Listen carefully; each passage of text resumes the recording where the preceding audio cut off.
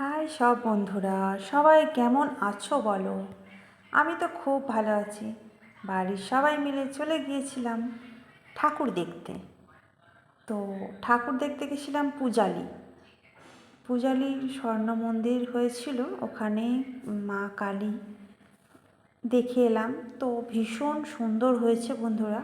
আমি ভিডিও বানিয়েছি, তোমাদের সবাই সঙ্গে শেয়ার করব ভিডিও।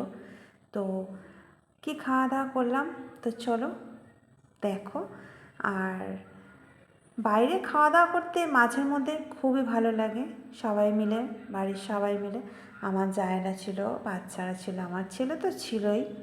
সবাই মিলে আমরা রেস্টুরেন্টে গেলাম, ওখানে খাওয়া দাওয়া করবো, সব অর্ডার দিয়ে দিয়েছিলাম। তো বিরিয়ানি খেতে তো ভীষণ ভালো লাগে, আমাদের বাচ্চাদেরও ভালো লাগে আর আমাদের তো খুবই ভালো লাগে। নিয়েছিলাম মটন বিরিয়ানি। তো আমরা কয়েকজন মটন বিরিয়ানি নিয়েছিলাম, আর আমার বড় যা নিয়েছিল চিকেন বিরিয়ানি।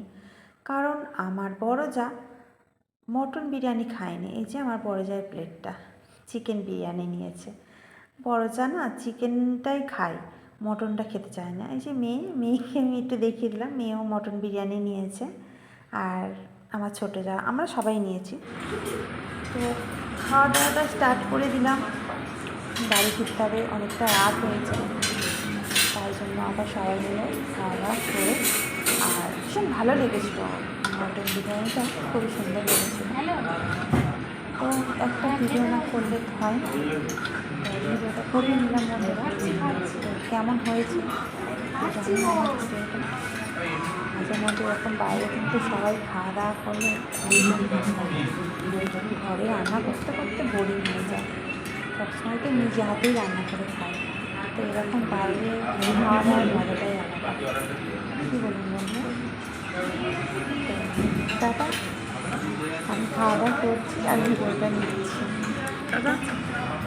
সবাই জানি আর কেমন হয়েছে। দেখা।